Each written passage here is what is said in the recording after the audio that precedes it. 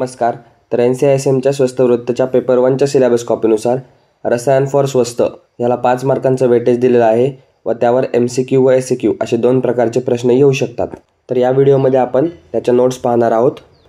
या टॉपिकच्या under definition of रसायन, त्याचे बेनिफिट्स, त्याचं क्लासिफिकेशन, टाइप्स, एक्झाम्पल्स हे सर्व पॉईंट येतात. त्याचे एक एक नोट्स आपण पाहणार आहोत. तर इथे तुम्ही पाहू शकता की कोणते टॉपिक्स नाईस टू नो व कोणते मस्ट टू नोचे आहेत.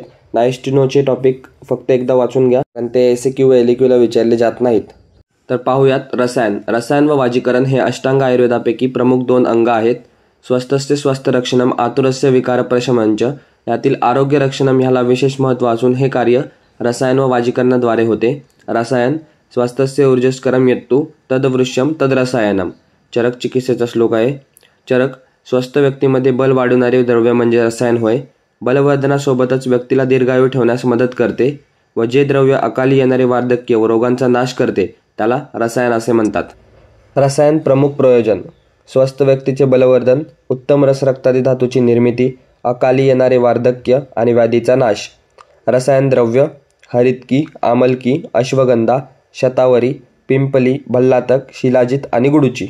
रसायनाचे लाभ म्हणजे त्याचे बेनिफिट्स: दीर्घायू, स्मृती, बुद्धी, आरोग्य, तारुण्य, प्रभा, देहवृद्धी, बलवृद्धी, कांती, उत्तम वर्ण, वाक्सिद्धी, गंभीर स्वर हे आहेत रसायनाचे लाभ. आता रसायन द्रव्यांची कार्यपद्धती: धातुगत परिवर्तन, व्याधिक्षमत्वगत परिवर्तन आणि अंतस्त्रावगत परिवर्तन. नेक्स्ट पॉईंट आहे रसायनाचे प्रकार. त्यामध्ये चरकांनुसार कुटी, प्रावेशिक व वातात्पिक, कार्यानुसार संशमन आणि संशोधन, प्रयोगभेदाने अजस्त्रिक रसायन, काम्य रसायन आणि नैमित्तिक रसायन आणि उत्पत्तीभेदाने द्रव्यभूत आणि अद्रव्यभूत.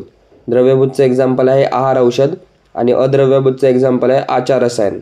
तसंच काम्य रसायनमध्ये परत 3 प्रकार पडतात: प्राणकाम्य, मेधाकाम्य आणि श्रीकाम्य. तर हे होते रसायनाचे प्रकार. हा चार्ट तुम्ही लक्षात ठेवू शकता जेणेकरून एक्झाममध्ये तुम्हाला आठवायला सोपं जाईल.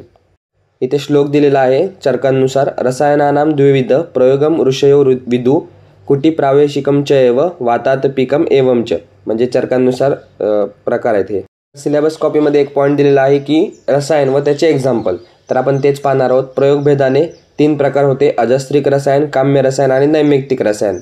काम्य रसायनाचे परत 3 प्रकार होते: प्राण रसायन, मेधा रसायन आणि श्रीकाम्य. त्यामध्ये अजस्त्रिक रसायन म्हणजे बल व ओजवर्धक आहार द्रव्य. त्याचं एक्झाम्पल आहे दूध, घृत एक्सेट्रा. नेक्स्ट आहे काम्य रसायन.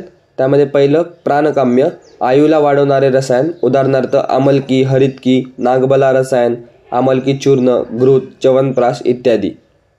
त्यानंतर मेधाकाम्य, बुद्धीला वाढवणारे रसायन. ह्याचे उदाहरणं आहेत गुडूची, मंडूकपर्णी, यष्टीमधू आणि शंखपुष्पी. आणि थर्ड आहे श्रीकाम्य रसायन. ते म्हणजे कांती वाढवणारे रसायन. त्याचं उदाहरण आहे त्रिफळा, अश्वगंधा, घृतकुमारी इत्यादी. तिसरा आणि शेवटचा रसायन म्हणजे नैमित्तिक रसायन. व्याधीत प्रयोग होणे वाले रसायन म्हणजे जे रोगांमध्ये वापरतो त्या रसायनाला नैमित्तिक रसायन म्हणतात. जसं की कुष्ठामध्ये भल्लातक रसायन, पांडूमध्ये लोह, मधुमेहामध्ये शिलाजित आणि वातरोगांमध्ये गुगुळ. तर हे होते रसायन संबंधित नोट्स. तर हे तुम्ही पॉज करून राईट करू शकता. व्हिडिओ आवडला असल्यास चॅनलला सबस्क्राईब करा, व्हिडिओला लाईक करा व तुमच्या इतर मित्रांमध्ये शेअर करा. भेटूया पुन्हा एका नवीन व्हिडिओमध्ये नवीन टॉपिकसोबत. धन्यवाद. So guys, subscribe Ayurveda Essence for more such videos. You will get all handwritten notes here.